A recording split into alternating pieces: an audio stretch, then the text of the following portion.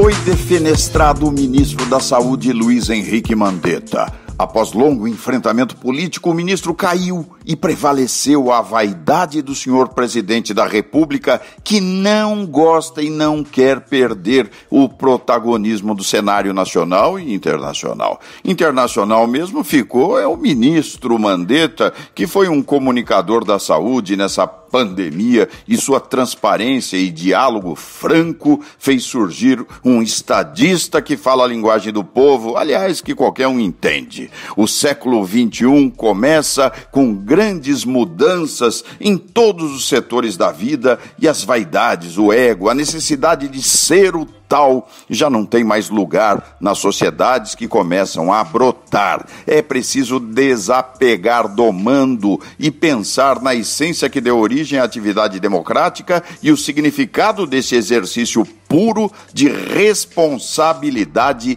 constitucional. Se o poder emana do povo e em seu nome deve ser exercido, tem que ser exercido obrigatoriamente pelo parlamentar, os chefes do executivo, e eles precisam usá-lo em benefício do povo. O trabalho é fundamental para a existência humana, todo mundo sabe disso, mas sem a vida nada mais tem sentido. Ontem, a pandemia perdeu um dos mais aguerridos estrategistas contra a sua disseminação.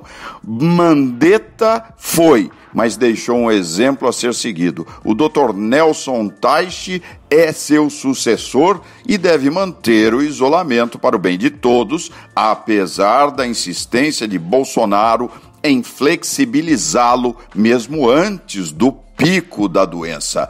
Bolsonaro perde o bonde da história quando divide as atenções de todos, pretendendo tornar irrelevante o isolamento, sem oferecer opções concretas para a cura do vírus que contaminou mais de 600 mil pessoas nos Estados Unidos, matou mais de 35 mil e no Brasil, apesar dos números elevados, todos os cuidados com o isolamento têm, sim, represado até o momento os óbitos diários, mesmo assim, em números nacionais assustadores. Bolsonaro quer desviar a atenção da exoneração de Mandetta e cria aí teorias da conspiração, tem olhos somente para as eleições e é voz que perde dia a dia a força e o prestígio que o elegeu.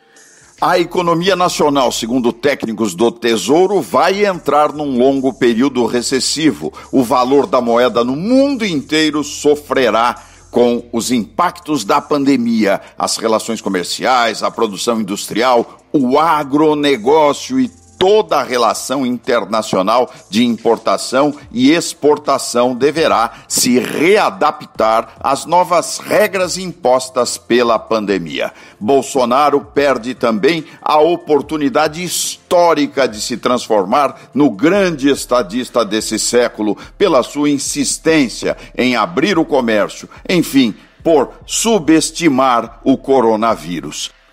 As teorias das conspirações prevalecem no discurso do presidente. Agora é a vez do presidente da Câmara, do governador Dória, talvez por serem concorrentes potenciais a sentarem no trono palaciano.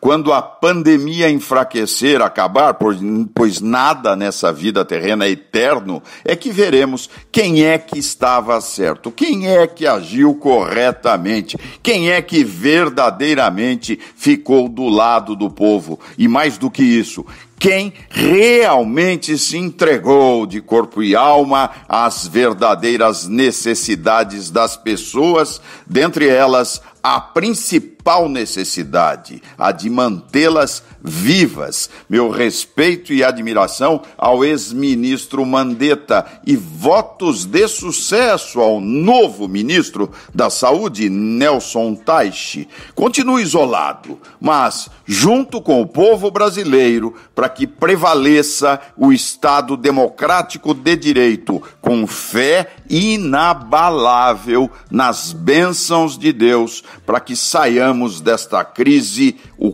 quanto antes. E tenho dito, palavra de honra.